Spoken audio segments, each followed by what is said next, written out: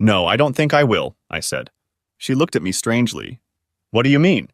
Well, you mentioned that I'd be here when you got back and you'd tell me all about it, I said. I won't be here, so telling won't work. Where will you be? She asked. Elsewhere, I said. She pouted. What do you mean elsewhere? None of your business, I said. You're acting like a child, she informed me. Grow up. This is the 21st century. Things have changed. I don't doubt that you have, I agreed. I haven't changed, though. Well, I have some gray in my facial hair, but that's still me. You, on the other hand, seem to have changed considerably. It's not a good change. Very unattractive. She lowered her gaze to herself. Physically, she didn't seem to have changed. She was still a smoke show. What do you mean? She asked. Well, there is such a thing as I'm meeting someone for dinner. You informed me it was a man and refused to give me his name. That sounds like change to me. Oh. Well, it's nothing, she said. I told you I love you more than I ever have. None of this has anything to do with how I feel about you. I see. Well, I can't say the same, I told her. Explain this. An hour ago, I loved you more than I ever have, I told her. Since then, that feeling has steadily diminished with every passing moment. My feelings now lean more toward the realm of disgust than the realm of love. Her features took on an offended look. I knew it well. It's very disappointing, she said. That's life, I said. I get disappointed all the time. Yesterday on the golf course, I expected to shoot an 85, but I made 3 putts in the 11th minute and got an 87. Now she looked confused. Why are you talking about golf? It's a very frustrating game sometimes, I said. You mentioned frustrating. I just thought I should share my own anecdote with you. It's all that came to my mind. My flippant attitude irritated her, you could tell. Barnes, I'm leaving in 20 minutes, she said. I think you need to take me seriously and try to understand. Oh, I take you very seriously, I said. But that's the problem, Collins. I realized you're not a very serious person. Her pride was wounded. I suspected that she considered herself a very serious person. She owned her own business, earned almost as much as I did, was educated, independent, and beautiful. Most people, I'm sure, took her seriously. I have no idea what made you say that, she said. Barnes, I'm leaving. I know you don't like it, but you're going to see that nothing is going to change between us. I'm going to make you insanely happy. It's very selfish of me, but I have a rationale. I justify it to myself. You don't realize it, but once you do, everything will be the same for you. You're wrong, I said. What am I wrong about? She asked. You are mistaken that nothing will change. Everything will change. In fact, things have already changed, I told her. What's changed? She wondered. Well, you've changed. Your attitude toward me has changed. You have built illusions in your mind. That has changed. My attitude towards you has changed. Other things haven't changed yet, but they will. Like what? She asked. Well, first of all, what do you think Sylvia and Beck will think about their parents getting divorced? She sighed. What the hell, Barnes? What are you talking about? We're not getting a divorce, and what we do between us is none of their business. Yeah, I agree. Well, not the not getting divorced part, but the what we do between us part. Unfortunately, you're forgetting that it's not what's going on between us, but what's going on between you and some unnamed dude. I can see that you're going to complicate things, she said. Barnes, I'll set this aside and we'll sit down and work these issues out. No, we won't, I said. I'm leaving. I think this is more important than anything you have planned, she said. I'm not going to ride on something I arranged myself. I think you're going to do the same. Oh, I didn't plan anything. It just came out on its own. I just decided that a minute ago, I said. She looked like she was going to argue with me. Collins, you're too late, I told her. I don't know how late, but the moment you started thinking I was a man who would put up with your shit, the moment you lost respect for me as a man and a husband, it was too late. None of this is true, she practically shouted. I never lost respect for you. The problem is I don't believe you, I said. Everything you've done since you got home has convinced me it's true, and I can't be unconvinced. I'm going, Collins. You can go on your date, too. I'm done. I stepped back, grabbed my jacket, wallet, and keys, walked to the door, and started to walk out. Wait! She ran for the door as fast as she could in 4-inch heels. She didn't make it in time. I closed the door and got in the car. By the time she opened the door and stepped outside, I was already pulling out onto the street. I decided to see what Beck was up to. She lived about 4 miles from us, so I pounced on her. WID? Netflix and chill, she immediately replied. Would you like some company? I asked. She sent me a heart. I'll make popcorn. When I got there, she was already curled up on the couch. Davy met me at the door and nearly knocked me over. When a 160-pound dog de Bordeaux clings to your legs, trying to bury you in affection, it makes an impression. Hey, buddy. I managed to stay on my feet and gave him a good scratching as he wriggled around, drooling on my pants and snoring with pleasure. It always takes about 10 minutes to get to Beck's house. By the time I got to the couch, Beck had already poured me a glass of wine and put popcorn on my plate. I sipped my wine and looked at her. Not a word, she said. I like sweet wine. You don't. You're in my house. Deal with it. I laughed. Hey, I tried to raise you right. It's not my fault you lost your way. She grabbed the ever-present towel, wiped the lint off my pants, threw the plaid over my legs, and snuggled in. What's Mommy doing? She asked. Well, I'm not sure, I said. She cast a leering look at me. That's weird. Yes. I agree. What's up, Dad? What do you mean you're not sure? When I got home from work, she said she was going on a date, I told her. When I disagreed, she said she was going to cancel the date and we would talk things over. I decided I was done discussing it and left. So I don't know if she's on a date or sitting at home waiting for me to talk things out. She stared at me with her mouth open for a minute. What the hell, Daddy? She waved away my frown at her scolding. What the hell do you mean by date? Beck, I'm as shocked as you are, believe me. She told me she was going on a date with a man, but she didn't say who with, and she seemed to expect me to just say, okay, have fun. What? Dad, is this a joke? Are you sure you got it right? I have a positive attitude, and I wish it was a joke. What the hell is going on in there? She demanded. Jesus, I was there on Wednesday, and neither of you said a word. Everything was fine. Hey, I thought everything was okay, I said. I couldn't say anything because I didn't know anything. Tonight was the first time I heard for the first time. I'll call her, she said. Collins answered, and the conversation from the side I heard was interesting. Beck didn't say anything unnecessary. Where are you, Mom? With who? What the hell, Mom? You just lied to me. Dad's sitting right here. No, you just lied to me. What the hell is wrong with you? You just lied to me. My mother just lied to me. I don't care. You lied. I don't know how you're going to make it up to me. Don't mess with my head.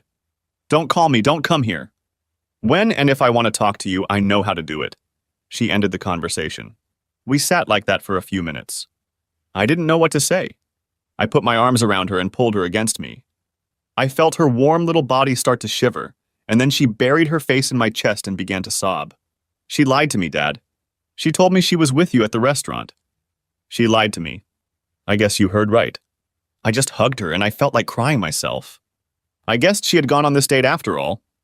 I know, sweetheart. It's going to be okay. I know. Please don't cry, Beck. You're breaking my heart. How is everything going to be okay? She sat up and stared at me, her sad tears turning to angry ones. My own mother just lied to me. She's on a date and she tried to tell me, Daddy, what are you going to do? I have no idea, I said. Beck, I'm floundering here. I came here just to chat with you, to try to get my thoughts in order. I should have thought you'd ask me. I didn't mean to. It's not your fault. I asked you. She grabbed a box of tissues, wiped her eyes, and blew her nose. She looked at me, lowered herself to the floor, and lay on top of Davy.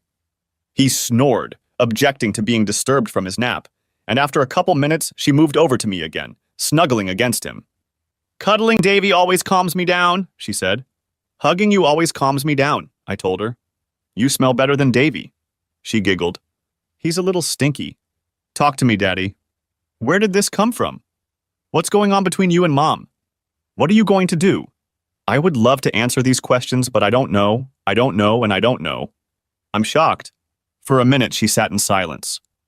We should call Sylvia, she said. She pulled out her cell phone. Hey, Syl. Where are you? Well, I need you to come here right now. No, this is very important. I'm serious right now. Okay. I'll see you later. She's at Straps, she said. Straps was a club they liked. It was about 10 minutes away. She needs to take an Uber. We ate popcorn and drank wine, talking softly about what might be going on with Collins. Sylvia showed up about 20 minutes later. She performed Davy's ritual and came over to sit on the other side of Beck. Sylvia was born 3 years earlier than Beck, and they had always been close. They did everything together. Beck was as tiny as her mother, a a little blonde pixie. Sylvia was 4 inches taller with her mother's hair and eyes, a slightly larger and darker version of her mother. She hugged us both. "What happened?" she asked. "What's the emergency?" "I was at a party." "Everything better be okay." Beck looked at her incredulously. "That's not good. Are you high?" Sylvia laughed. "Well, I told you I'm at a party. I had 2 margaritas and 1 cocktail, okay?" "Go make some coffee, Dad," Beck ordered. "This is serious, Syl." By the time I'd made coffee and Sylvia had had her second cup, Beck had told her everything he knew. She looked a little shaken. "Daddy, I know there's more to the story," she said. "Are you sure you're not telling us? Have you been fighting? Are you having problems with, in the bedroom?" "We fight sometimes, yes," I said. "No more than when you both lived at home. And now that I think about it, even less. Mostly we fight about the 2 of you." Beck punched me in the bicep. "Hey," I chuckled. "And no problems in the bedroom that I know of. And if there are, I don't have any, and your mom hasn't said a word." "I need to talk to her," Sylvia said. "You need to talk to her, Beck. Most of all, you need to talk to her, Daddy. Why didn't you stay home and talk to her?" "Maybe I should have," I admitted. I was too angry. "Jesus, girls, you didn't see the coolness with which she just announced it to me." Beck squeezed me. "I know, Dad. But Syl's right. I think we all need to talk to her, find out what she's thinking. When do you think you can pull yourself together to talk to her without losing her?" "I don't know," I said. "I hope it's soon. I don't think I can take it much longer. I'll go to the lake, try to relax enough to sleep, get up tomorrow and hopefully get a grip on myself." "I'll come with you," Beck announced. "Now I'll get my bag and a blanket for Davy." She headed for her bedroom but stopped. "Give Daddy a cigarette," she said to Sylvia. Sylvia looked at me questioningly. I nodded and she dug into her bag, pulled out a case, handed it to me and put it away. I'd never been an avid smoker. Collins and I flashed once every few days. It was a remedy for anxiety and I felt I needed it. Beck came out with her bag, put some dog food in the container, took Davy's dishes, I took his bed, and we went to the truck. Sylvia walked us out. We threw our stuff in the back of the truck and spread a blanket on the back seat of the truck. "I'm going to talk to my mom in the morning," she said. "Beck, why don't you find out when you can talk to her? Let me know what happens." "Daddy, don't do anything stupid, okay?" "Maybe," I said. "I'm a little dumb. I'll try not to do anything super stupid." Sylvia hugged us, Davy climbed into the car, and we drove off. On the way, we talked for quite a while. Beck gave me the 3rd degree, asking me about a million questions, some of which I could answer, and some of which I couldn't. We got to the lake house, took Davy down to the lake and walked beside me, Beck holding my hand like she'd held my whole life. Some things hadn't changed. I was pleased to hear that. Davy swam a bit, we threw him sticks, he chased frogs and squirrels, and we walked back. It was getting dark by now, and we laid out our stuff. I looked around at the booze supply. "Want a mojito?" I asked Beck. "Yummy," she said. "I want some." I made 2 large portions, each with 2 ounces of rum in it. Beck lit the fireplace, and we sipped our drinks and talked. We lit a cigarette, and I felt quite relaxed. "What do you think, Daddy?" she asked. "I have a few options, but it all depends on your mom," I said. "I have to tell you, Beck. It's all pretty messed up. I think she might tell me she's lost her mind, take everything back, and then we're left where?" "In therapy," Beck said. I laughed. "Yeah, a magic wand." "I think I'd try it." "What if she's determined?" she asked. "In court, I guess," I said. "Of course she doesn't want it." "How could she want it?" "I have no idea," I said. "You're a lot smarter than me, Beck. You're going to be a psychologist very soon. Tell me, what would make a person do what she does?" "I actually have no idea," she said. "I know the literature. People cheat to get revenge because they have commitment issues, are sexually attracted, find themselves in situations where they're thrown together, looking for something they're not getting from their primary partner. It's probably a combination of several factors. I'm pretty sure none of those apply to my mom." "I have no idea if that's the case," I said. "If it is, and she has some complaints, you'd think she'd talk to me and let me try to fix what's wrong." "Yeah, you'd think so," she said. "I guess we'll find out. I'm going to talk to her tomorrow, Dad. You'll have to drive me back so I can get my car." Surprisingly, I slept well. I watched videos and occupied my thoughts until I fell asleep, dropping my phone. I just turned it off and fell asleep. I got up, got dressed, took Davy outside, and he wandered around the bushes for about an hour. When we got back, Beck was already up. "Do we have anything to eat, Daddy?" she asked. Not really, honey. We had to stop on the way here. It's all right, she said. You can take me out to breakfast. I want French toast at Gailey's. Deal. We left Davy at the house. He was mostly asleep anyway when he was bored and had a heavy breakfast. The topic of conversation was hypothetical situations that could have happened before we decided we were bored with it. We talked about school, my job, Davy's latest antics, and how her internship was going. We went back and got her stuff and picked up Davy, and then I drove her back to her house. I walked back to the lake, sat in the glider on the porch, and watched the boats move around the lake. It was lonely. I missed Collins and thought about the times we sat like this, doing nothing but enjoying being together. I missed Beck. Hell, I'd even settle for Davy as a companion. I decided to go fishing.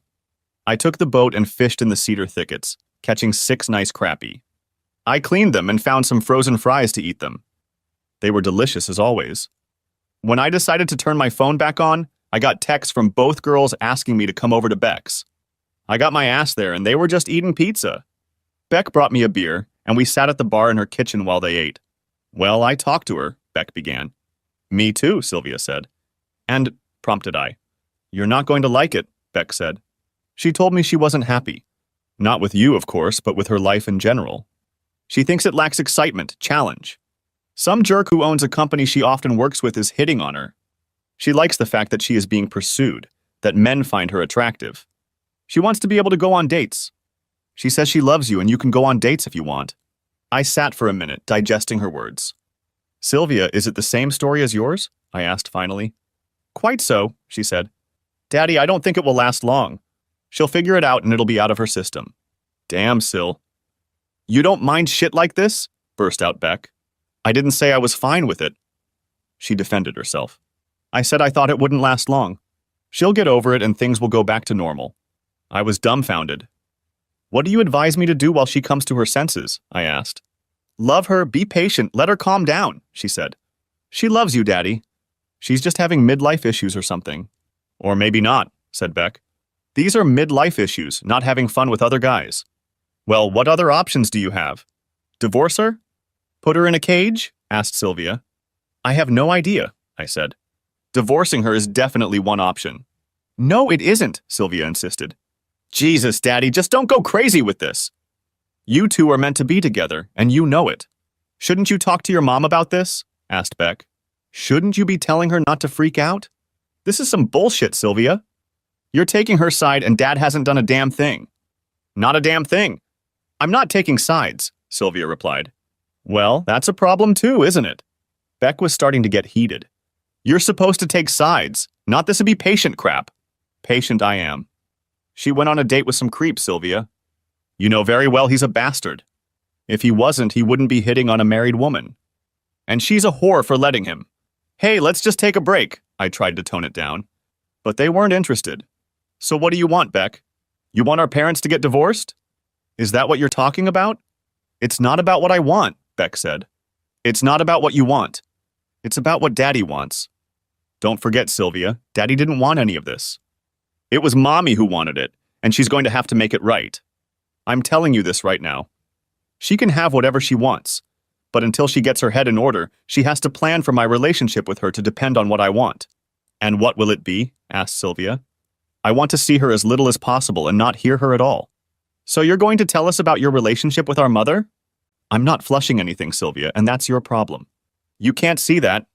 Everything that's happened since Dad came home from work last night is Mom's fault. Every little thing. She's the one pulling the strings, and if you can't see that, then you have the same problem she does. Whoa, just take your time, girls. Let's not let this get out of hand. I tried to hug them. Beck let me pull her to me, but Sylvia turned around, grabbed her bag, and sprinted out the door. I pulled Beck to the window and we watched Sylvia get into the car. The headlights came on, then went out. She got out and started to back up, then turned around, got back in, and drove off. God, I'm so mad at her right now. Beck was furious. I'm sorry, Dad, but that was a load of crap. She pressed herself against me and I thought for a moment. I sighed. Yes, it is, but it's not Sylvia's delusion, Beck. It's your mother's delusion. Children shouldn't be put in that position. I know you're both grown women, but we had a special family, honey. Our whole lives revolved around each other. I'm closer to you girls than any father I know. You always had a great relationship with your mother. You shouldn't be in the middle of this shit, and neither should Sylvia. I'm sorry about that. Dad, it's not your fault, she said. You're right, it's Mom's shit, but Sylvia, who acts like it's no big deal and you just have to be patient, is shit too. Just don't burn any bridges, I said. Let me talk to her. I'll try to work something out. I love you so much, Beck. I don't want you to get hurt any more than you already have. She hugged me tightly. I trust you, Daddy. I'll just wait for you and see what happens. Keep me close, okay? Always, I assured her. It was time to put the lion on my beard. I couldn't put it off, couldn't live in uncertainty. When I pulled up to the garage, her car was parked there. I sat for a minute, trying to find a calm center, sighed, and went inside. My stomach felt like I was about to get heartburn, so I went in and got a glass of milk to calm it down. Collins was in her office and came out when she heard me. She looked as bad as I probably did. Hi, I said. I'm glad you're okay and back. She looked at me intently. Collins, I'm a hell of a long way from being okay, I told her. She looked thoughtful. I know. I just wanted to keep myself safe. Do you want to talk? I nodded. Here or in the living room? She asked. Might as well be comfortable, I said. She nodded, poured herself a juice, and I grabbed a box of wheat cakes. I followed her into the living room, and we sat down on the couch. There was about a foot between us, which was unusual because she always wanted to cuddle up against us. There must have been a hostile vibe coming from me. I definitely felt hostile. I want to apologize to you, Barnes, she said. I realize I did everything wrong, very wrong. I raised my hand. Collins, if you think mismanagement is a problem, then we're wasting our time. She looked confused. I don't understand. Let me make this as clear as possible, I said. There is no possible way that you could have coped by telling me you were going on a date that would have mitigated the fact that you were planning to go on a date. Do you understand that? I understand what you mean, but you don't understand what I mean, she said. Okay, you've heard me out, so go ahead. Make me understand. By manage, I mean that I should have taken the time to explain what I was doing so that the very fact that I was doing it would be tolerable to you. I'm afraid you'd have to be a bloody wizard to do that, I said. You suddenly discovered you have magical powers? She smiled. Not quite magic, but almost, she said. I spread my hands apart. You have the floor, miss. Le fait. I just want you to think about it, Barnes. How old are we? I'm 48 and you're ancient, 49, I said. She laughed. Yes, and I can feel each of those years. Not in the physical sense. I think we're both in better shape now than we've ever been, and physically I feel 25. It's mental, emotionally. Remember when we were 25, Barnes? Yes, I remember everything. Me too. I remember feeling vital, alive, like life was full of endless possibilities, like there was nothing we couldn't accomplish. Everything sparkled, we were bright, colors were primary, love was a new discovery every day. Do you remember? Yes. Think about our lives now, she said. I know every step of the way. We get up on Sunday to start the week. We can go to church or sleep in, we can make love, we can spend the day making dinner, you can watch soccer, and we can pick a movie. All of these things we've done 1,000 times. Okay, you're right about that. On Monday, we get up and go to work. We come home and do the same thing we've done 1,000 times. Days merge into weeks, weeks into years, years into decades. I feel like we're just doing all the activities. I understand all that, I said. I think the difference is that I like doing the things we've done 1,000 times already. I want to do them 1,000 more times. That's why we keep doing them, because we like them. If we didn't like them, we'd be doing other things. That's exactly my point, she said. I love doing what we do too. I want to supplement that, do something new, bring back some of the joy of being surprised by life. I want to keep growing, keep exploring new areas. I see. What makes you think I don't want to do something new? Apparently you think we can't do any of these things together. I think we could do them together, she said. I told you I'm going on a date, and when I get home, I'll tell you all about it. Share my experiences with you. You could do that too, Barnes. I think your idea of together and my idea of it are quite different. She frowned. What do you mean?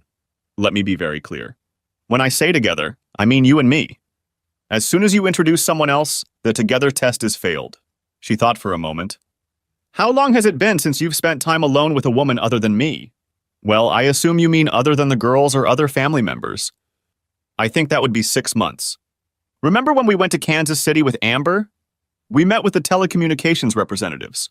She nodded. I know Amber pretty well. Tell me, Barnes, is there any tension between you two? Not that I know of, I said. I mean, I know she's a woman. She's gorgeous, you know that, but I'm married, 10 years older than she is, and we don't flirt, if that's what you mean. We have a very good working business relationship.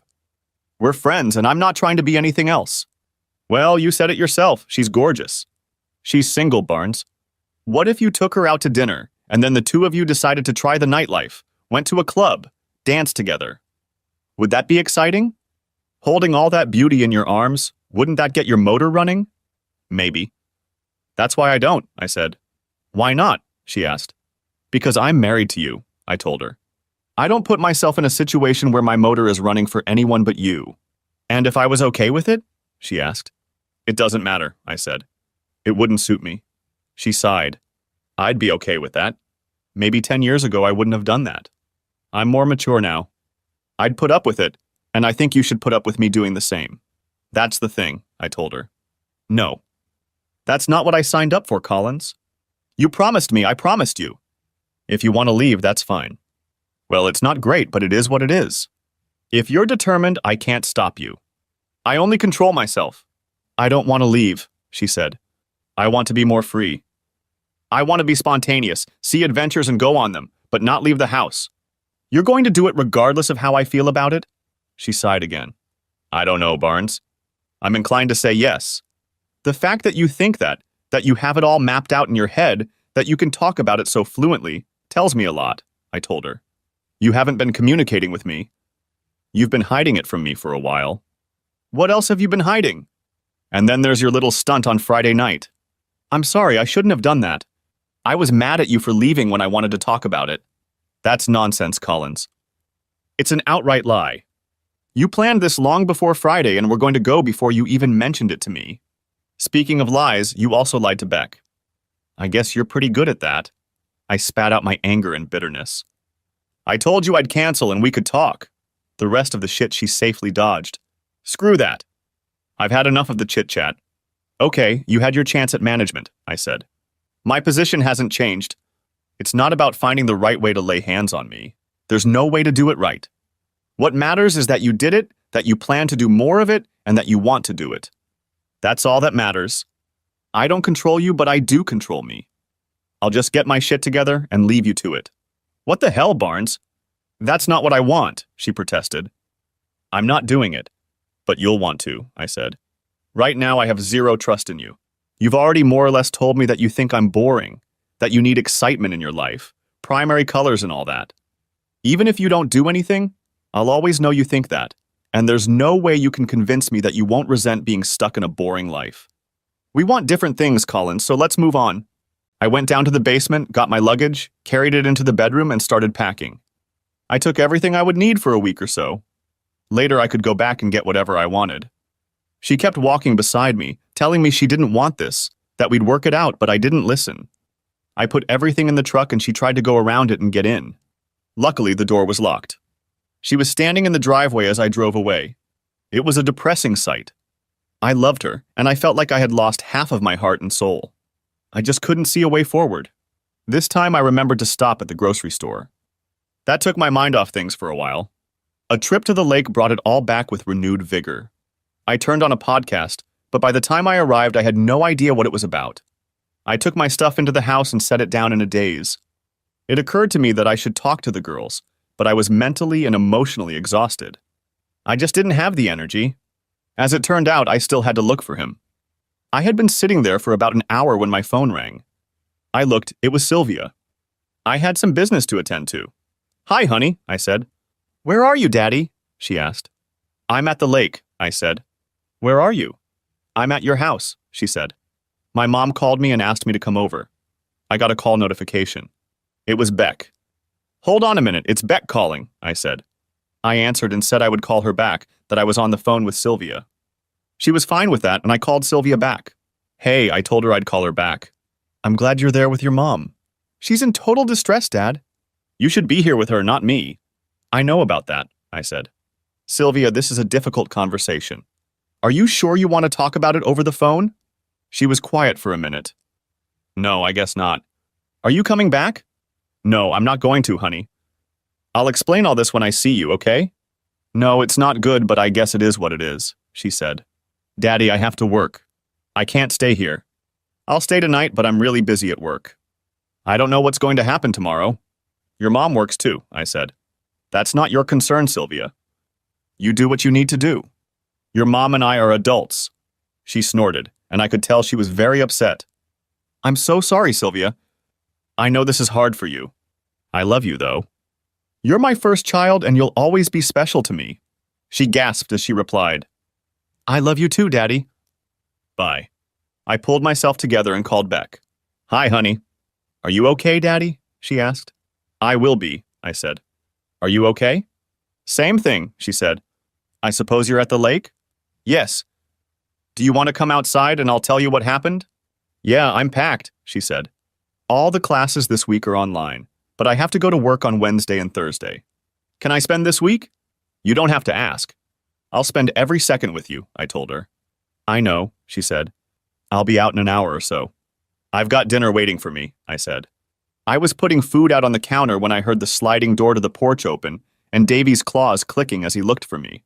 He was going nose to nose with the food and I had to stop and give him some love. I fed him the fat. I trimmed off the pork chops and was already washing my hands when Beck hugged me from behind. I wiped my hands and hugged her back. It smells good, she said. No, Davy. She grabbed paper towels and wiped the saliva from his mouth. He settled down behind the bar stools and we started eating. It was delicious. I think it didn't go well, she said. No, she had all sorts of explanations. It all boiled down to the fact that she was bored and wanted to be a child again. Fine, she rolled her eyes. Tell me something, I said. If you were in your role seeing your mother as a client, what would you say is wrong with her? I would never consider her or anyone else I have a personal relationship with as a client, she says. If someone I don't know came to me with their story, I would say they're depressed because they're seeing their transition age. There's no such thing as a midlife crisis, you know. I didn't know, I said. I thought it was something. I hear about them all the time. Yes, movies and books have made it so popular that everyone thinks it's real, she says. It's not a diagnosis. It's a transitional period, and some people see their mortality, start feeling like they have a finite number of years at the peak of their life, get depressed, start doing stupid things to maintain the illusion that they're immortal. Wow! Who would have thought it, said I. My baby is so smart. She smiled at me. Yes, I am, and don't you forget it. Do you think she should see a therapist? I asked. I know, and I'll tell her, but I won't get involved, she said. I understand. I wish you weren't as infatuated as you are right now. I'm really sorry about that. It's not your fault, she said. I know you feel bad for me. I feel bad for you too, but we'll get through this and get through it, right? Yeah, we don't have any other choice, I said. Sylvia arrived Tuesday night, Beck made potato salad, and I grilled hamburgers. We sat at the table on the porch and ate while talking. Dad, Mom is a mess, Sylvia said. Yeah, pretty much the same thing, I told her. What are you going to do? She asked. She wants you to come home. She promised she'd forget about all this. She sees the damage she's done and she's sorry. Yes, I'm sure it is in a way. What do you mean in a way? It's hard to explain, dear, but I'll try. I want to hear it too, Beck said. I need a minute, I said. Girls, would you like a drink? What have you got? Sylvia asked. I've got stuff for Palomas, I said. Yum, Beck said. I want some. Sylvia wanted some too, and I gathered my thoughts as I mixed them. We made ourselves comfortable, and I was as ready as I could possibly be. Sylvia, are you still dating that what's-his-name? Dickweed, Beck shot back. Sylvia laughed. No, I realized he's a jerk. I have a new boyfriend I met here a month or so ago. His name is an asshole. His name is Richard. Oh my God, Dick! They were both laughing hysterically. They were stepping on my heels. I tried again. Well, suppose Dick. They fell silent again. Richard, all right? Richard. Suppose Richard had told you that you were boring, Sylvia. How would you feel about that? Not very good, she said. I'm not boring. No, it isn't, but it seems to him that it is. What can you say? Can you argue with what someone feels? I don't know exactly what you mean, she said. Well, Beck, you don't like raisins. Sylvia, you don't like coconut. That's how you feel. Would you feel differently if I told you that you like girls? No, Beck said, and I kind of see where you're going with this. Did Mom really tell you that you're boring in those words? No. I can't quote her exactly. I remember some of the words. She said a bunch of nonsense. Shit, Beck said. We're adults, Dad, Sylvia said. I don't want to shock you, but I'm cussing a little. What's your favorite word? Beck giggled madly. Stop it, you two, I admonished them, which made them burst into laughter. She asked me if I remembered what we were like when we were 25. What it was like for you girls. She had all these glowing words about how great it was, how exciting our lives were, how everything was new and bright. She said she felt like we were stuck in a rut, doing the same thing over and over and over again, and she wanted to bring that excitement back. Can you feel it, Dad? Asked Beck. Probably a little, I said. I know I'm not 25 anymore. I told her I like what we do, otherwise I'd be doing other things. I don't see anything wrong with that, said Sylvia. What did she say? She wanted to do different things, I replied. The problem is, she doesn't want to do different things with me. She wants to do them with other men. She likes to be wooed. She likes to feel that men want her, so she's going to date them, and if things work out, do things with them. Oh my God, Beck said. How do I handle this? I asked them. Can I tell her she's wrong? She feels the way she feels, and you can't argue with feelings. Will all the excitement and energy she says she lacks show up like magic? No, it's not, Beck said. Honey, think about it, I said. Do you really believe that it hit her on Friday? That she suddenly had an epiphany and arranged to go out with some guy on Friday? No, she said. What are you getting at? I'm telling you, she's been thinking about it for a long time, I said. Has she said anything to me? She hasn't said a word. Do you understand? I know, Beck said. Me too, Sylvia added. Dad, if she goes to a therapist, gets counseling, changes her mind about how she feels, do you think you can work it out? I shook my head. Sylvia, she thought she could get around me. She could have just announced she was going on a date, and I would have been fine with it. Do you realize how disrespectful that is? She sank into the chair. Yes, I know, Dad. I'm really sorry. What if she was sorry? Do you think that's true? I asked. She said she was sorry she hadn't been able to tell me better, not that she was sorry she was doing it. I'm going to talk to her, Sylvia said. Beck, will you help me? If I get her consent, will you give her a referral to a good therapist? I will, Beck said. If she asks for help, I'll be there for her, Syl. I won't interfere in her life unless she asks for it herself. She has to want it herself, not be forced to accept help. Sylvia left very unhappy. I didn't like it, but she hugged us and said she loved us and would always come back. Beck had indeed maintained a somewhat cold relationship with Collins, but as the weeks passed, she rarely mentioned her. I received regular detailed reports from Sylvia. Collins dismissed all thoughts of therapy, although she did mention that she wouldn't mind counseling with the couple. I asked Beck what she thought about it, and she decided it was futile. She felt that unless the underlying causes of Collins's dissatisfaction were addressed, all counseling would accomplish was masking her feelings or trying to reconcile me into agreeing to what she wanted. Are you ready to do this? Asked Beck. No. I'm not interested in other women, and even less interested in sharing her with other men, I said. Sylvia was there, and she asked an interesting question. Are you sure, Daddy? What if you think of it as a little vacation from marriage and get involved with hot chicks for a while? Once Mom gets rid of her glitch, you can get back to normal. May I? I asked. What if in 2 years or 5 or 10 she feels bored again? Besides, I don't know any hot chicks to sleep with even if I wanted to, and I don't. Don't you see any hot chicks waiting outside? Maybe I should go check it out. They both laughed. Unless you work with them or they're burglars and break in, you don't meet any, Beck said. You look very well for your years, Papa, said Sylvia. If you were looking, I doubt you'd have any trouble. I'm not interested, I said. No, Sylvia, I just can't. I don't have it in me. Are you disappointed? In a way, yes, she said. I hate it when you and Mom aren't together. On the other hand, I have to respect you. You know yourself. You have morals and you stick to them. Thank you for that. After 2 months, when there was no noticeable change, I got fed up. I filed for divorce. I got a call right away. This has gone too far, Barnes, Collins said over the phone. Are you divorcing me? You have no reason to. What are you going to tell the judge? I don't have to tell him anything, I said. That's the definition of a no-fault divorce. What do you tell other people? She asked. We had a disagreement and you divorced me? I won't tell them anything, I said. It's none of their business. I'll be there, she said. We need to talk about this before it's too late. Do you want me to make dinner Friday night? I asked.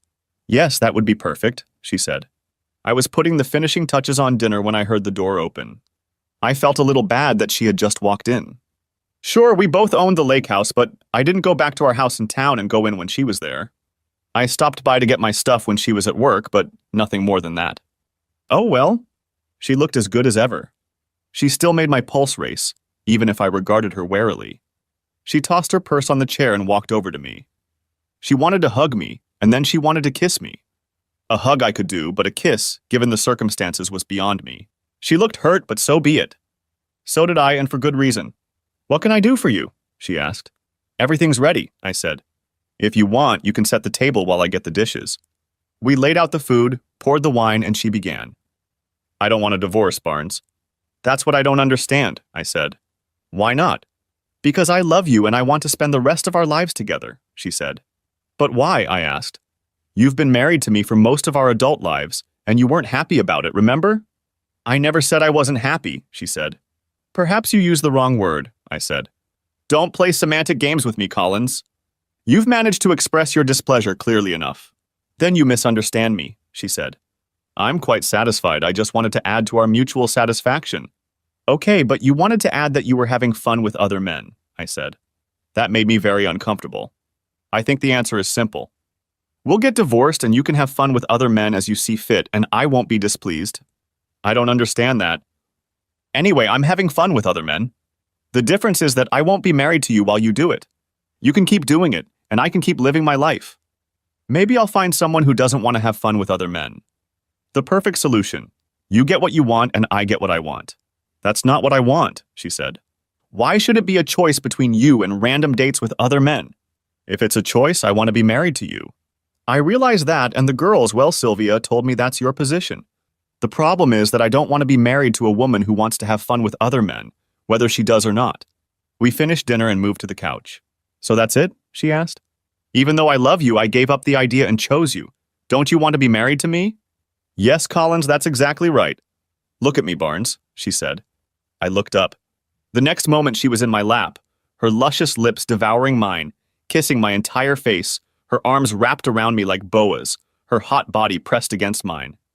For a moment I was lost in the sensations, then I came to my senses and stopped moving. She continued for another minute, but my lack of response was noticeable and she slowed down and stopped. What happened? She asked. Collins, have you two met? I asked her. I already knew the answer. I could see the doubt in her eyes. Apparently she had decided to be honest. Yes, Barnes, it is. Here's the thing, I told her. Are you going on a date? She asked. Probably eventually, I said. I like being married, Collins. I don't think it's boring. She sighed. Could I be one of those women you're dating? Maybe, I said. I doubt I can do that. I don't feel the same way about you. Maybe I'll stop being angry about the way you treated me. Maybe I won't think about the other guys you're with. But I wouldn't hold my breath. She was angry, sad, got up, walked over and picked up her purse. Let me know if you change your mind, she said, and walked away. The divorce was going through the court and her attorney asked the judge to schedule counseling. This was unexpected, and the judge explained that he was required by law to schedule it if one of the parties requested it.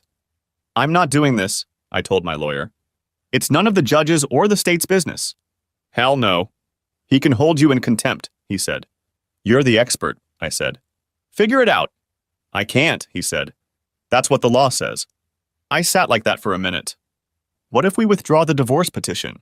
Will he still be able to order it? He was stunned. No, I don't think he could. Is that what you want? Yes. Do it, I said. This seemed to stun all the participants, and Collins adopted a rather smug expression on her face. After the proceedings were adjourned, I approached them. The reason I dropped the lawsuit is because I'm not going to be forced to do anything, I told her. Until you decide you're done with your bullshit, I'm going to talk to you one last time. Don't call, write, or send telegrams. I'll never speak to you again if that's what you want. Her jaw dropped and she started to say something, but I just walked away. She tried to talk to me for 2 months. She tried to do all sorts of nasty things like messaging me through Sylvia. Beck's relationship with her mother deteriorated to the point where they didn't even speak, and this caused tension between Beck and Sylvia. She tried to come to the lake house 3 times, but I had the good sense to change the locks and lock all the doors. I just ignored her. One time she even came to my work and I had to kick her out. After 2 months, she gave up and told Sylvia that she would no longer seek counseling if I wanted to sue. We did so, went to the same judge, and the divorce was uncontested.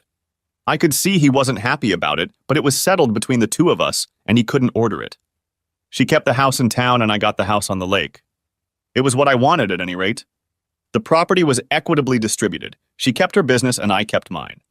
There was no spousal support, and we both kept our pensions. The usual divorce proceedings, boring, tedious, and annoying. I started buying businesses. It didn't take long, and my retirement began. I fished, learned to water ski, and the girls and I practically lived on the boat all summer. By the time October rolled around, I was ready. I applied for a visa to become a resident of Mexico. I could be here for 180 days, just as a tourist, and decided that by then I would have a clear idea of what I wanted to do. I winterized the house, swapped my half-ton Chevy for a diesel-powered F350, bought an Eagle Cap Luxury 1200 camper, hooked up the boat, and headed south. Lake Bacharach in Sinaloa, Mexico was to be my new home for the next 180 days. Both girls were a little disgruntled with me, but they would get used to it. After I bought them both plane tickets to Guadalajara, promising them all the beach time they wanted, they were absolutely thrilled. The first week I was there, I found a 5-acre piece of land about a mile from the lake, bought it, got utilities, and by the end of the month I was a local. The second time I fished the lake, I caught a 14-pound bass and I was hooked, pun intended. Sylvia flew in January and I met her at the airport. We drove to Puerto Vallarta and I suggested that she park on the beach and stay with me, or we get a hotel. She chose the hotel. It was a very nice place, full service, and we had a great time. She stayed there for a week, and on the last day we sat on lounge chairs and looked out at the ocean. "You're not coming back, are you, Daddy?" she asked. "I haven't definitely decided yet," I told her. "I'm leaning toward staying. You girls are the only thing that will keep me coming back, and I'll fly to you anytime you want me to. I'll come a few times a year to see you." "What about Mom?" she asked. I grimaced. "Is she okay?" "I guess," she said. "She's mostly working." "I know she regrets everything." "How do you know?" I asked. "Well, she didn't talk about it in so many words, but she seems, I don't know, reserved? She's not the simmering, energetic person she used to be. I think she's sad. I don't think she found the dating scene as wonderful as she thought it would be." "Well, I'm sorry to hear that," I said. "If it's all the same to you, Sylvia, I'd rather not talk about her, okay?" She gave me a sad smile. "I know. I took her hand. "I know." We shrugged off the bad vibes and had fun that night. I drove her to the airport, and she left with hugs and tears, promising to return soon. Beck flew in February, and it was pretty much the same, except she wanted to stay with me in the camper. We spent 3 days at the beach. After lunch on the third day, she asked, "Where do you really live, Daddy?" I told her, and she wanted to go there. We slid the convertible roofs on and hit the road. It was quite a long drive, and we had a great time on the road. When we pulled up, she saw the view of the lake, the 2 barns I had built, the lot, and she loved it all. "I can't believe you have such a beautiful place, a cute little house truck, and you actually live here," she said. "I'm a lucky man," I said. "It would only be better if you lived here." She gave me a hard stare. "I have no idea how I'm going to make a living. I'd like to use my degree." "Do you know what my degree is?" I asked her. "I'm sure you told me." "I don't remember." "I just know you have it." "It's agribusiness," I said. She laughed. "Farming? What do looms have to do with it?" "I got into machine tools because I worked at a farm implement dealership," I said. "We were constantly getting combines coming in with sheared pins. I got the idea to start making harder pins. From there, it just went from there." "I had no idea," she said. "Well, I mean, there are ways to use your degree, and there are ways to use your degree." "Explain this." "You're a psychologist. What do you mainly do?" "Listen to people's concerns," she said. "Bartenders do that a lot," I told her. She laughed. "Yeah, I guess it is." She had 2 weeks and then flew back. I missed her badly for a few weeks and then went back to my sybaritic lifestyle. 6 months later, she called me. "I need a favor," she said. "If I can do it, I will," I said. "I need a loan." "Are we talking about a big loan or are you just short on cash?" "Big credit," she said. "May I ask what it's for?" "You don't trust me?" "No, I want to. I'll lend you whatever you need." "I was just toasting you," she said. "I want to buy a cabin." "Well, that sounds interesting," I said. "Is it an existing lodge? Does it generate income? Can I look at it online or something?" "You can," she said. I was hoping you'd go there. I was confused. Where? How far? 10 miles, she said. It's on Lake Bacharach. Really? You're frying me again? No, she said. I studied their books with an accountant. They make good money. They have a bar so I could listen to people's problems. She giggled at that and I laughed along with her. Oh my God, honey. That would be a dream come true for me. How much do you need? She showed me a staggering figure. Jesus, Beck, you swung for the fence, didn't you? Go big or stay home, she said. Don't you have enough? Not if you pay me, I said. I'll prepare a payment plan, she said. It should be pretty short term. Once I own the business and can show I'm making a profit, I'll get bank financing. Right now, I'm in the position of someone with no credit rating. I understand, I said. That's so cool, Beck. I can't believe you're doing this. God, it'll be so great to have you here. I'll take a look and let you know what I think, but you have to come and see for yourself. She arrived 3 weeks later and we looked around the place. It catered to fishermen, mostly from the US, and it was a very good investment, I thought. Another 6 months passed and my daughter became the owner of the business. She ran it well and things were going great. Davy became a bit of a celebrity. He was pampered all the time and was in doggy heaven. Beck and I spent a lot of time together, and I hung out at the bar all the time. Beck worked at the bar sometimes, and it was fun to watch her do her psychology work. She had a first-class restaurant, and the locals often ate there. It was always crowded, but she had a table in the kitchen, and they always found a seat for me. I was there Friday night in the kitchen, and the chef asked me if I minded if he sat another guest with me. I wasn't thrilled, but what the hell? Sure, I said. He left, and when he came back, there was a woman with him. My jaw dropped to the floor. God, she was gorgeous. She was elegantly dressed. The yellow number accentuated her swarthy complexion. One shoulder was bare, the length came to just below the knee, but there was a slit on one side, and when she walked, a gorgeous brown leg was visible. Her hair was a mane of glossy black curls with some graying in places. Her forehead was high and wide, and her huge eyes were so dark they appeared black. She had high cheekbones, classically beautiful, full, plump lips, and a slightly pointed chin that gave her face a heart shape. He held out a chair for her, and when she sat down, he introduced us. Miss Valiente, this is Mr. Barton. He's the father of the lady of the house. I stood while she sat down. I sat down and held out my hand to her. Barnes, please. No, mister, at dinner. She laughed a low musical sound that made me want to hear it again. You can call me Nita, she said. Her delightful accented English was flawless. Her voice was low for a woman, a little husky but smooth as velvet. Apparently she had already ordered, because the serving girl brought her a glass of something that looked like sangria. I struggled to find something to say. This beauty shocked me. It's pretty crowded, I said. Lucky they have that table. Yes. I didn't make a reservation, she said. Usually Thomas finds me a seat, but tonight I didn't want to sit at the bar. There's someone there I wanted to avoid. I see. But it didn't matter. I was glad whoever it was, because it meant I could look at Nita, hear her words. Well, you're safe with me. My mission in life is to keep obnoxious guests away from beautiful ladies. She blushed, a peachy tint appearing on her cheeks. I'm very pleased to have a gallant protector. She laughed again, and goosebumps ran down my skin. Do you dine here often? Yes, I said. Like Thomas said, my daughter owns this place, and even though I can cook, I'm the only one who has to cook, so I come here. Ah, sweet Beck, she said. I like her a lot. She and I are becoming friends. Really? Well, I'm glad to hear she's making friends, I said. Do you live nearby? There is, she said. I have a house on the Sinaloa River. I live there most of the time, but also in Los Mochis. You obviously live nearby? I laughed. Well, yeah. I'm pretty mobile, Nita.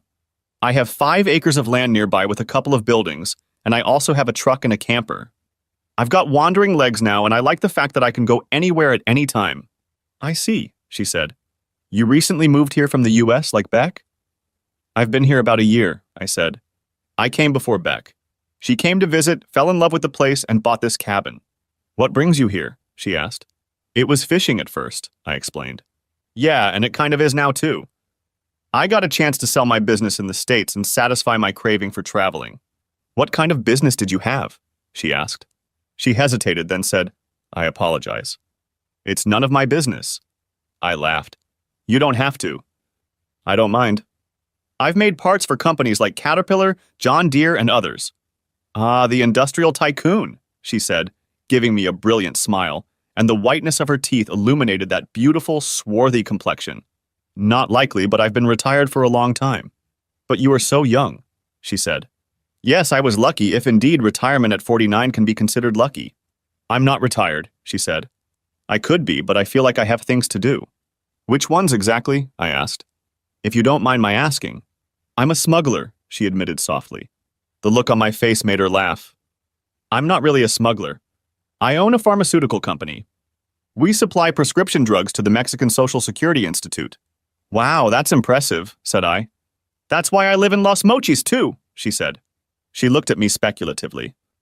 Maybe I should retire and become a Barnes like that. What do you say? Loose legs and fantasy. I laughed. A slacker and a dreamer? She smiled. Yeah, I didn't have English. You speak amazing English, I said. I speak Spanish, but you're better than me. ¿Te gustaría saber cuál es mi negocio aquí?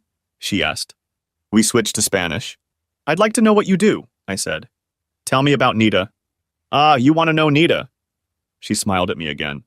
Yeah, I repeated. Just because you and Beck are friends, you know. She laughed. Yes, I can see that's your reason. I have many acres of land along the river, and I have a few horses, but lots of cattle. What kind? I asked. I have registered cattle of the Gelbway breed. Do you know them? Well, I personally don't know any such, I said, causing her to burst into a fit of giggles. But I know about them.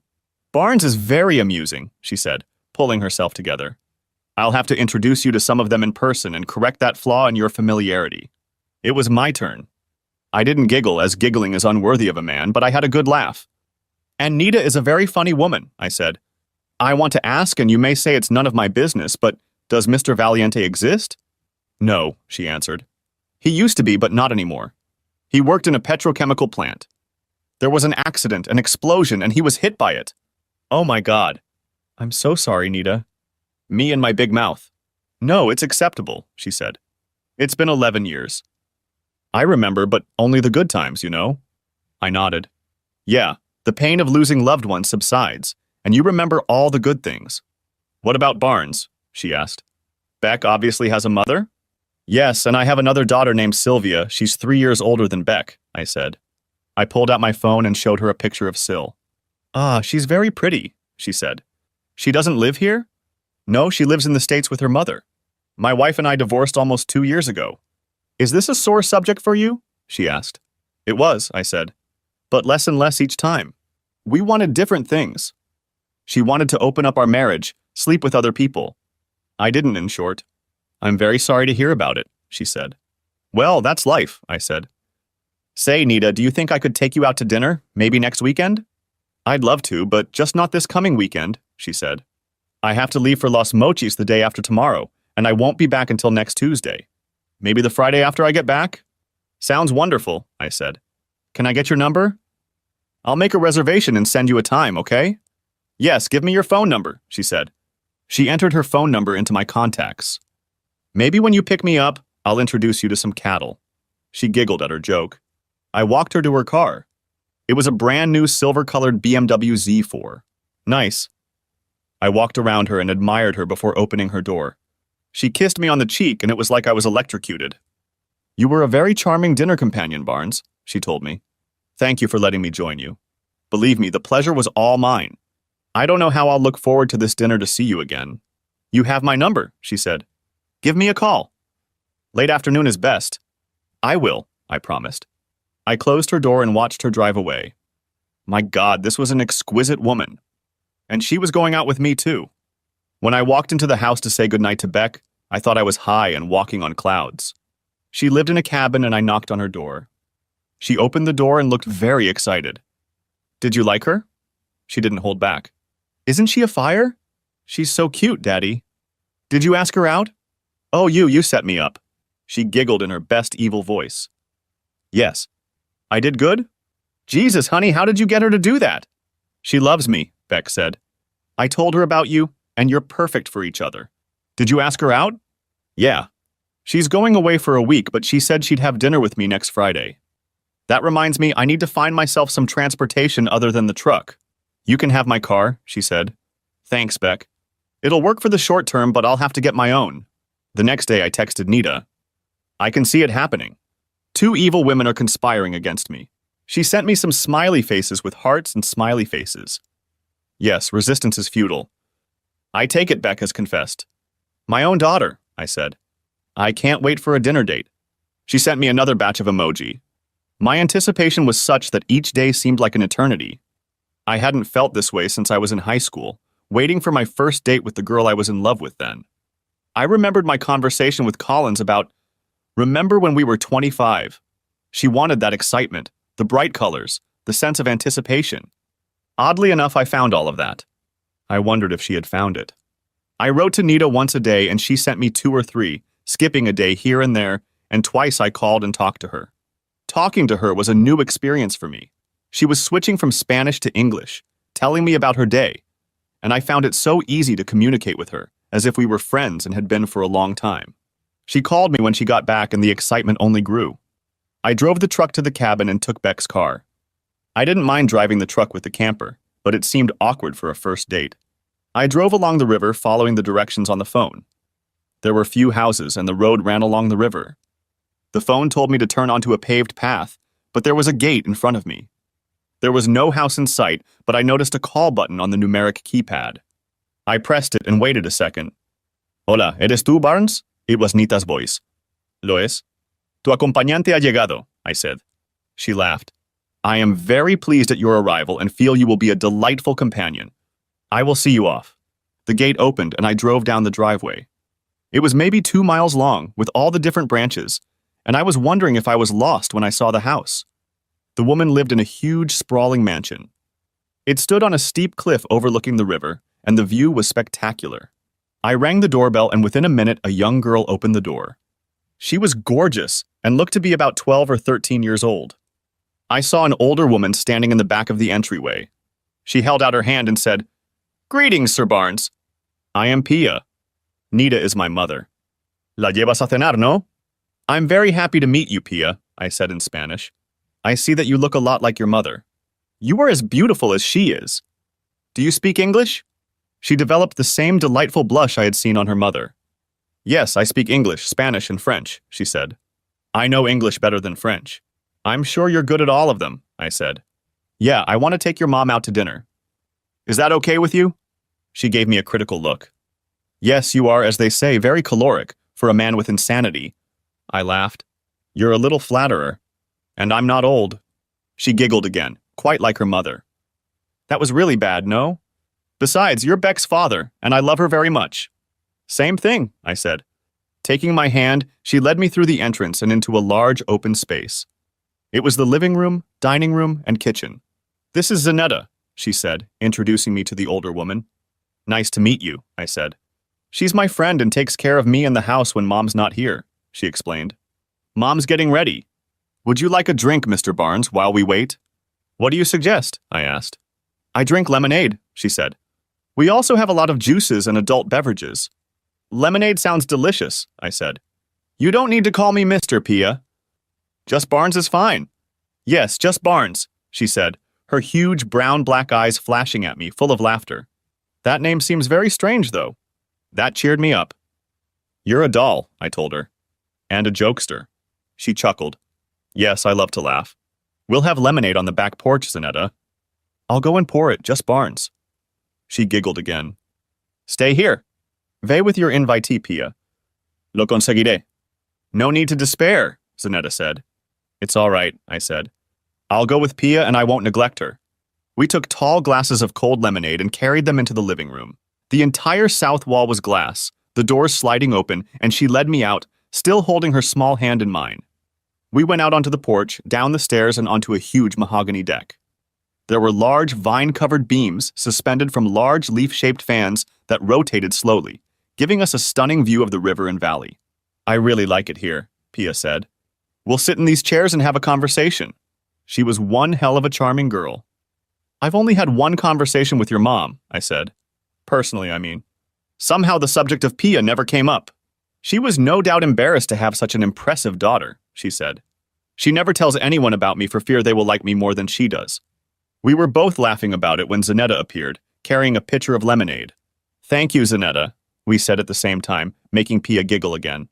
I see you are one of those who steal other people's thoughts, she said. Yeah, I told her. Everyone around me wears tinfoil hats. I think we have some, she said. Should I warn my mom? No, I said. I need to know what she's thinking to make her happy by doing this.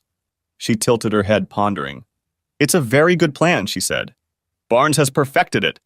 Well, this is my first date in years, I said. I need any advantage I can get. Say, Pia, I want to spend days and days talking to you, but do you think your mom will be ready soon? Mom really likes to show up socially, she said.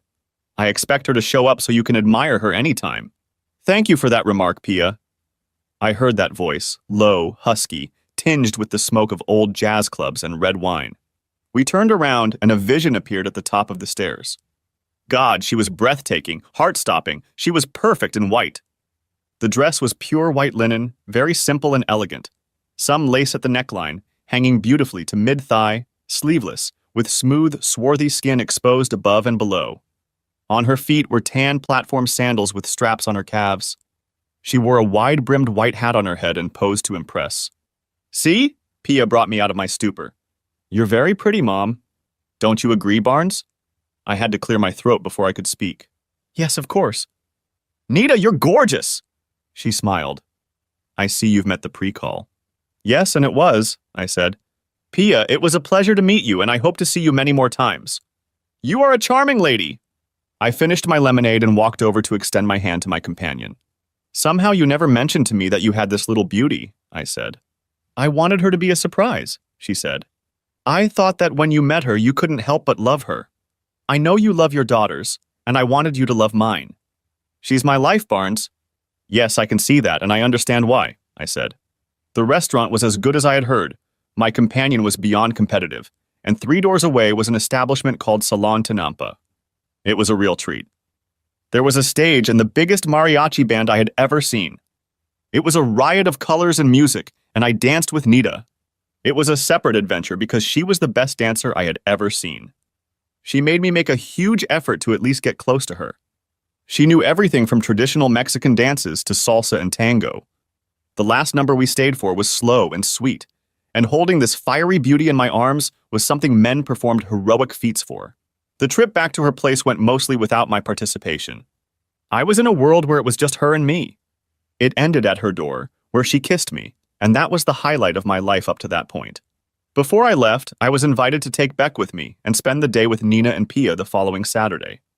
She let me take the snap to send Beck and reached out to touch my cheek with one soft palm, running her fingertips over the marks, making me feel a sense of euphoria, and left. Sylvia called me Tuesday afternoon. Dad, when would be a good time for me to hang out with you and Beck? She asked. How about 8 tonight our time? I'm having dinner at her place and she should be free by then. Nice. Could you ask her and send me a snap? I can do it, I said. Is something wrong, dear? No, not really. It's no big deal and you don't have to worry. I just need to talk to you. I need to talk to you all the time, I told her. She laughed. Send me that snap. Love you, Daddy. Love my girl, I said. Beck was fine with it, and we were sitting in her living room when we got the notice. After the usual conversation, she moved on to what she wanted to talk about. Dad, Beck, I hate living here without you. I'm tired of dating assholes, as you so politely call my boyfriends. I hate my job, and my mom makes me miserable when I'm around her. I want to move there. Really? Beck was beyond excited. That would be out of the question, Sylvia. Do you think you could get a job? I think I've already bought one, she said. I'm going to buy the travel agency that books the cabins on the lake. They book your place too, Beck. Wow, you've really studied this, haven't you? Said I. Sylvia, I'd love to have you around, and I know Beck would. Are you sure, darling? Positive, she said. I wanted to talk to you guys first in case you didn't. Don't want me? She sobbed slightly, and it broke my heart. Sylvia, I'm so sorry I made you doubt that, I said. I love you, baby. I'll always want you no matter what as long as I live. Syl, I know we had a little fight about Mom, Beck said. I love you too. You're my big sister. You spanked Jamie Myers for picking on me when I was in first grade. This elicited a slight watery giggle from Sylvia. I did, didn't I? He was a creep and bullied my little sister. When do you think you'll put it all together? I asked. It might take me a month or two, she said. But I've already gotten to work. It's so exciting, Beck says. I can't wait. We talked for another hour, and it seemed like it was done. Sitting in the camper that night, I thought about how my life was turning out. It seemed like I was going from one peak to the next. Beck had moved in, met Nita, who I hoped would be a big part of my life, and now Sylvia was moving in too? Couldn't be better. On Friday, I asked Nita if she wanted me to bring anything. Beck tells me you make a very tasty pico, she said. Bring it over. I went to the market, bought some nice fresh ingredients, and made a big bowl. On Saturday, we took the truck to Nita's. I wondered what Nita and Pia would think of it.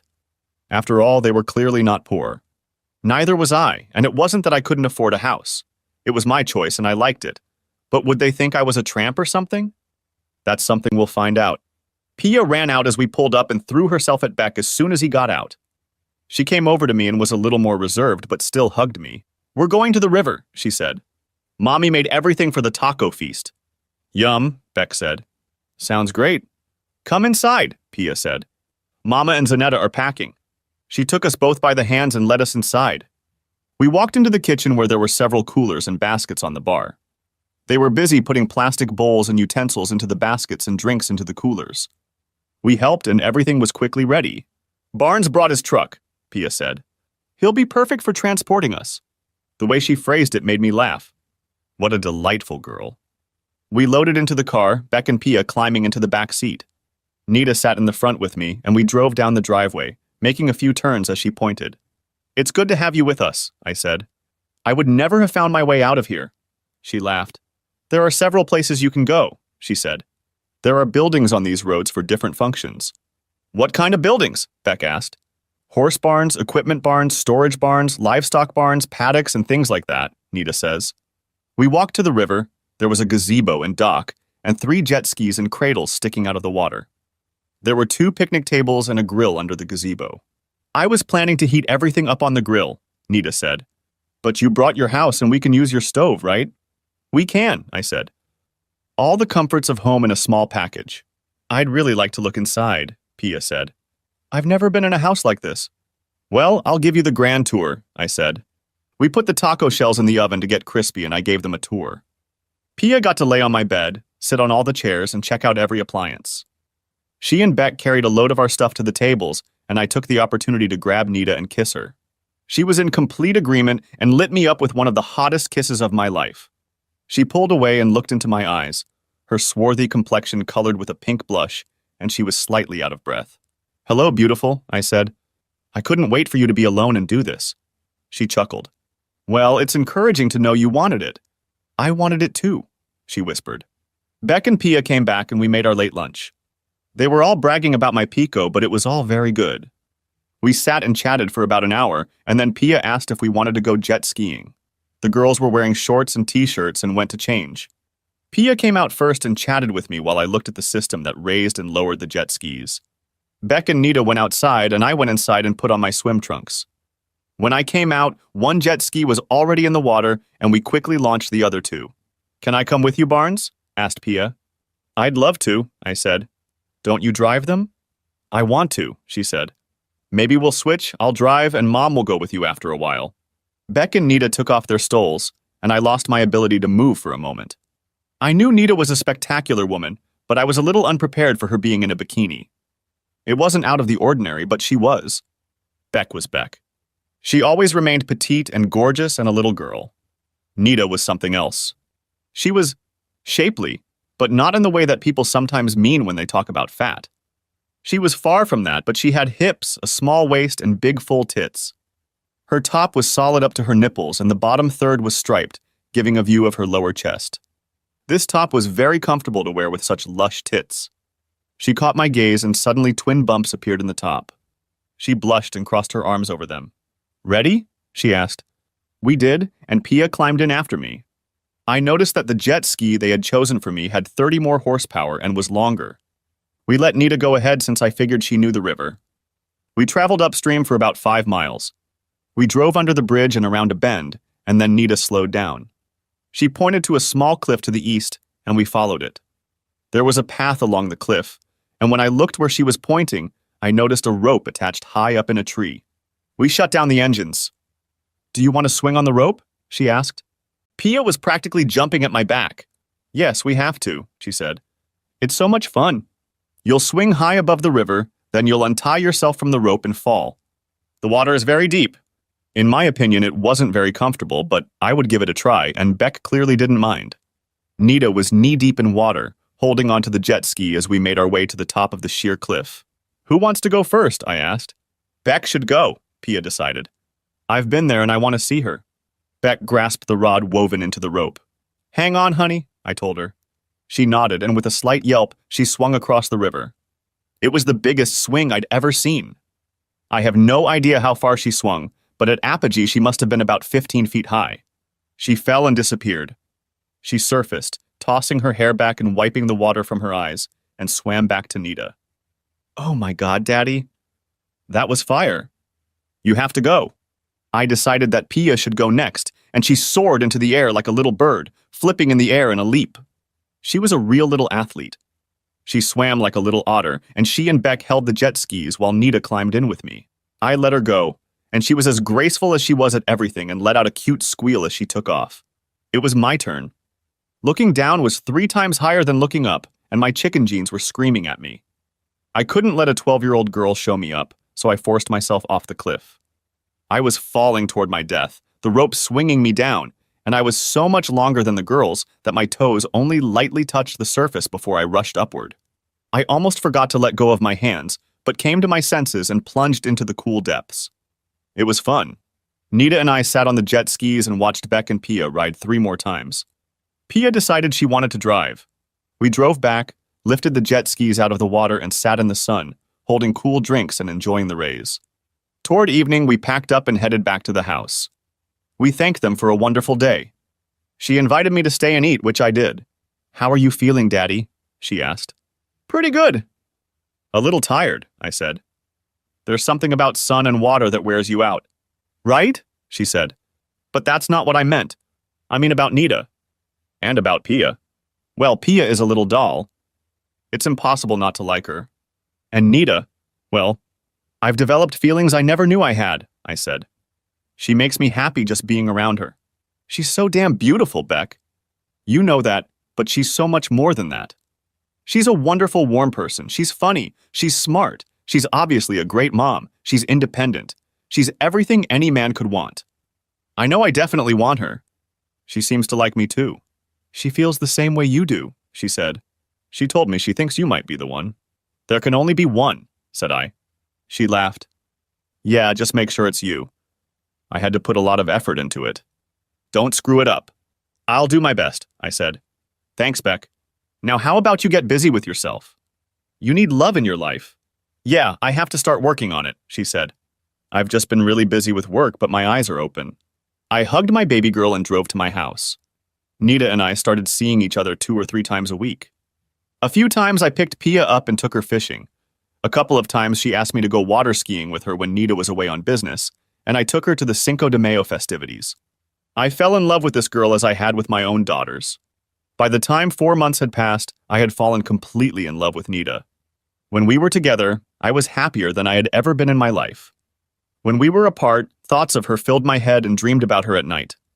I lived in anticipation of the next time we could be together and missed her every minute of our separation. We texted constantly. She started using Snapchat, and every message had her picture in it. We kissed at the end of every date, and I wanted her in every way. I was very careful. This little lady was special, and I wanted every move to be perfect. Beck fell in love with her, and Sylvia, when she arrived, fell in love with her too.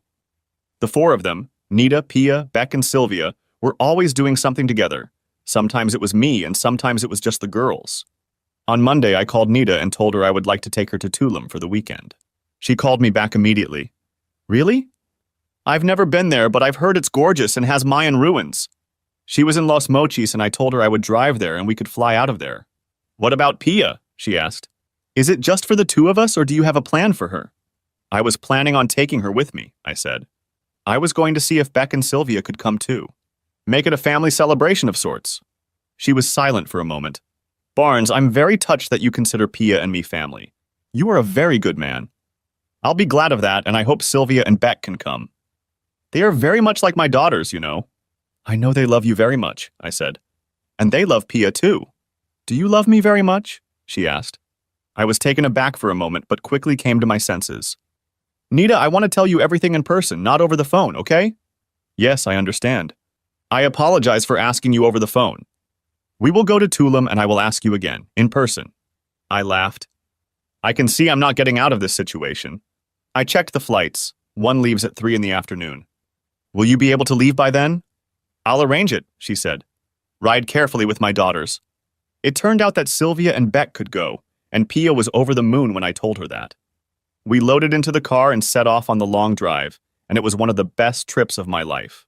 Pia sat in the back seat with Beck and served as our official DJ. We took turns picking out songs.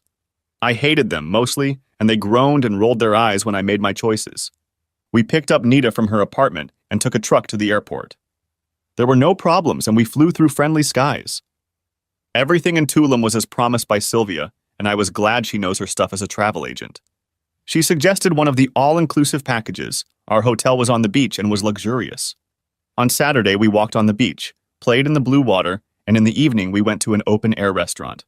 Beck and Sylvia said they wanted to take Pia to the beach party and informed us that she would be staying in their room that night. They left and Nita and I were left alone.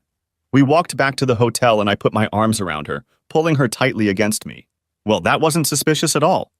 I think we were set up, Nita. She laughed. I think you're right. Do you object, Barnes? Not if you don't, I said. I love it if you do. I'm quite content, she said. I took her to my room and made us drinks. We sat down on the small couch and she snuggled up against me. Nita, you asked me if I love you. I want to tell you. I love you more than I ever dreamed I would. From the moment I met you, I have thought of nothing else but you. You have filled my heart, my mind, my life. I love you so much. She raised her head and looked into my eyes, deep, almost black, full of fire and emotion. That makes Nita very happy, she said. I love you, Barnes. After Emiliano died, I didn't know if I could ever love again. I grieved for a long time, but now I have you, and you own my heart. My heart belongs to you, she said again. I want to give you the rest of me, too. Oh my God, Nita. I wanted this from the first time I saw you, I said. You're the most gorgeous woman I've ever met. I didn't mean to scare you off. I'm not afraid, she said. The only thing scary would be if you didn't love me, didn't want me. Am I crazy? I asked. I'd have to be crazy not to love you and not want you. God, Nita, don't ever doubt it. You're the most desirable woman I've ever seen. I can't believe there aren't thousands of men standing at your gate trying to find an entrance every day. She chuckled. I don't need thousands of men. Just one. After our dialogues, we made love and went to bed. I woke to the sun streaming through the gap in the curtain and my dusky goddess sleeping in my arms. She looked so beautiful in her sleep, calm, peaceful, innocent. As we dozed in languid satiety, someone knocked on the door. Come back with a warrant, I shouted. From behind the door came a woman's giggle. Daddy, let us in. It was Beck. I threw on my robe, and Nita pulled the blanket over herself. All three girls rushed into the house, pushing a cart loaded with breakfast. They parked the cart, and Beck and Sylvia rushed to the bed and pounced on Nita, laughing and talking nonstop. I sat down in the chair, and Pia came and sat on my lap, wrapped her arms around my neck, and waves of her midnight hair swirled above us. You love her, don't you? She said. Love you, and I love you too, I said, hugging that little body tightly. I love you, she said. I knew you loved us. Mommy is in love with you. I asked her, and she told me. I want to be your daughter like Beck and Sylvia, she said. I couldn't help myself. Tears of happiness and love rolled down my cheeks like a river, and I clung to her as hard as I could. I'm honored that you feel this way about me, sweet bug, I said. I'm going to try very hard to be everything you need me to be for you. Are you marrying Mom? She asked. So we can be a real family, you know? I looked back at Nita and the girls. They were all looking at me expectantly. There's nothing in the world I want more, I said, but I think I should talk to your mom about it, just the two of us, and I'm not ready right now. I leaned toward her and whispered, I don't have a ring. Ah, she said. Yes, I understand. We had breakfast and then hurried downstairs to catch the shuttle to the Mayan ruins. It was an impressive, awe-inspiring sight, and the fact that under one arm I had a gorgeous woman looking at me with love in her eyes, and on the other side I was being held by the hand of a little brown girl who was sometimes substituted for one of my daughters, made it even more special. We flew back Monday morning, tired, happy, and with indelible memories. We dropped Nita off. She had 2 more days of work to do, and I took the girls ring shopping. There were mostly small stores where jewelers made their own pieces, and we found an elderly gentleman from the Cajita tribe who made exquisite jewelry. He had a large collection of stones, among which was a red-orange fire opal, which all the girls liked very much. I don't think it would make a good engagement ring, I complained. We need diamonds, for example. No, Mom would be thrilled, Pia said. She told me she was finding diamonds, como se dice, insípido. We all laughed. Pretty much the same, Sylvia said. Doesn't make sense. Did she really say that?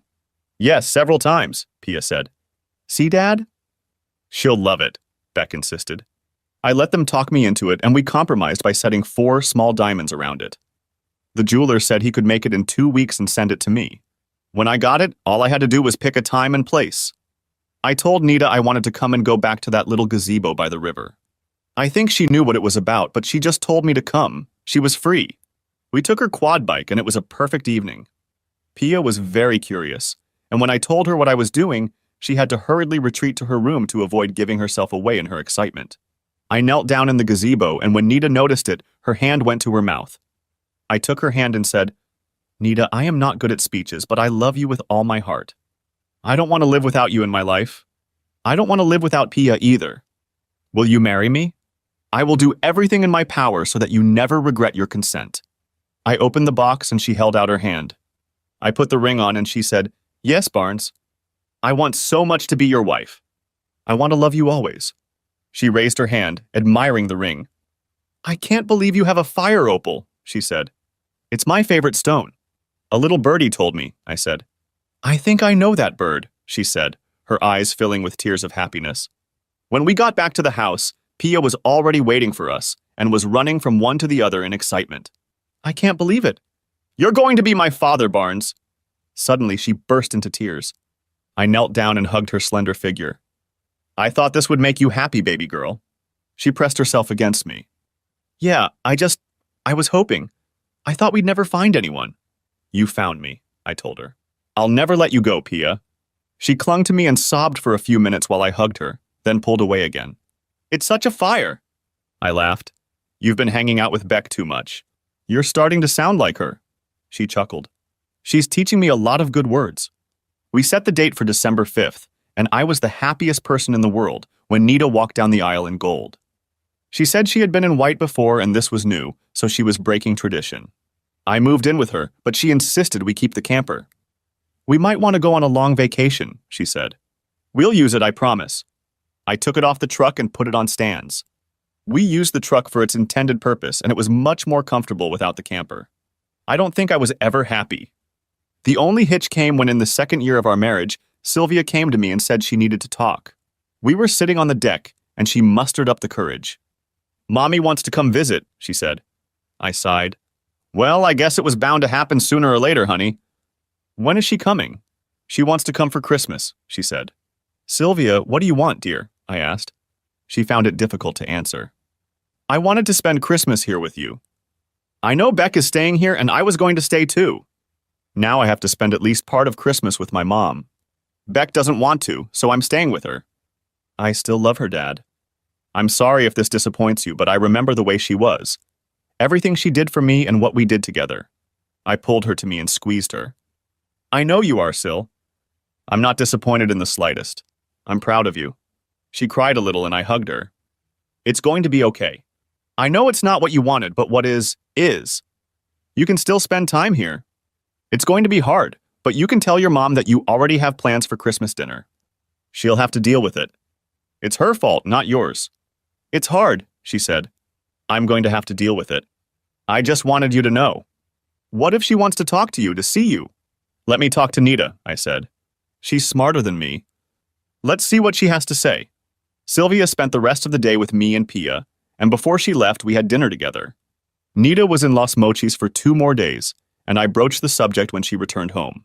We sat on the sofa looking at the fire in the fireplace, and I told her about Sylvia's visit and her news. She sipped her wine and stared thoughtfully into the fire for several minutes.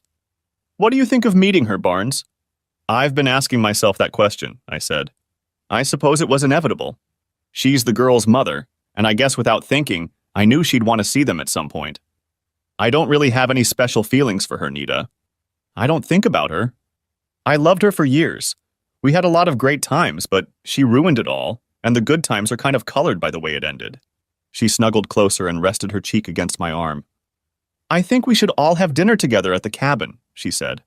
I want to get to know her, Barnes. Find out what she's like. Really? I asked. Yes, she has been a part of your life for many years. She's been a part of Sylvia and Beck's life. I can go and meet her myself. It made me nervous, but Nita was her own person and did what she thought was best. She was very independent and made me nervous a lot of times, but she went with the flow, never once faltering. I knew when Collins arrived. She lived in Beck's cabin, and I saw both girls less often after she arrived. I assumed they were spending time with her. Nita did go to meet her, though, and if there were any fireworks going on, there was no mention of them. I asked Nita what she thought. I like her, she said. Really? Yes. I think she's changed a lot, she said. Sylvia and Beck agree. She's become autoreflective, introspective. She's become very friendly with us. Well, that's a good thing, isn't it? I asked. I think so, she said. We were talking about you. God, I hope you weren't listening, I said. She laughed. Of course. I want to know about you. She didn't say anything bad, only good. I snorted. I'll just argue. She smiled. Well, she didn't admire your intransigence, of course. Right, I said. Well, anyway, I guess there was nothing wrong with that. You're still snuggled up to me. No, it's nothing, she said. I adore you, Barnes. That's never going to change. Pia came in and snuggled up to us, and I hugged both of my dusky princesses. 2 days before Christmas, it rained like hell, and the river rose into a raging torrent. We had to go down and save the dock, carrying it up 3 times overnight. The water blew down 2 sections of our fence, and I got up early Christmas morning, and one of our laborers helped me fix the fence. We ate at 2 o'clock, and I finished about noon. I expected Sylvia and Beck to have arrived by now. We were going to open presents after dinner, and the tree was almost covered with packages. I came back, but no one was in the house, so I took a shower and changed my clothes. When I was ready, I went to look for the girls. They were gone, although Sylvia's car was parked there. I made a spiced rum punch and a jug of spiced cider, put them on the heat, and drank the rum punch. The perfect Christmas drink, I thought. I heard voices at the entrance, and the door swung open. Pia ran into the house and took the seat next to me. Davy came in and lay across our legs, sighing contentedly, and then snored, approving of the world at large. That smells so good, Pia said. What is it? It's rum punch, I said. Can I try? I let her take a sip, and she wrinkled her cute little nose. You, she said. It smells so much better than it tastes. I laughed. It's an acquired taste, kiddo. I also made spiced cider. Go get yourself a cup. She took one, and then Beck walked in. She noticed the pleasant smell too, but it turned out she really liked rum punch. Sylvia came in, and then my jaw dropped as Nita walked in, holding Collins's hand. They both saw the look on my face, and Nita hurried over to me. Don't be angry, Barnes. Collins didn't have anywhere to go. No one should be alone on Christmas, so I called and invited her. I wasn't angry, but I wasn't happy either. Nita lifted me to my feet and dragged me across the room to Collins. Collins wants to talk to you, she informed me. Take her to the study. I led her over to the counter and offered her a cider or punch. She took a cup of hot cider and we walked to the office. Nita, Pia, and I had chairs, so I sat in mine and she took Nita's. You look good, Barnes, she said. Thanks, you too, I said. She did too. Still hot as hell and looked like she'd lost a little weight, even though she didn't need to. She nodded. I need to apologize to you, Barnes, she said. I was a total bitch and I know it. I only had my eyes on myself and what I wanted. I know I disrespected you, and it's led to consequences I'll have to live with for the rest of my life.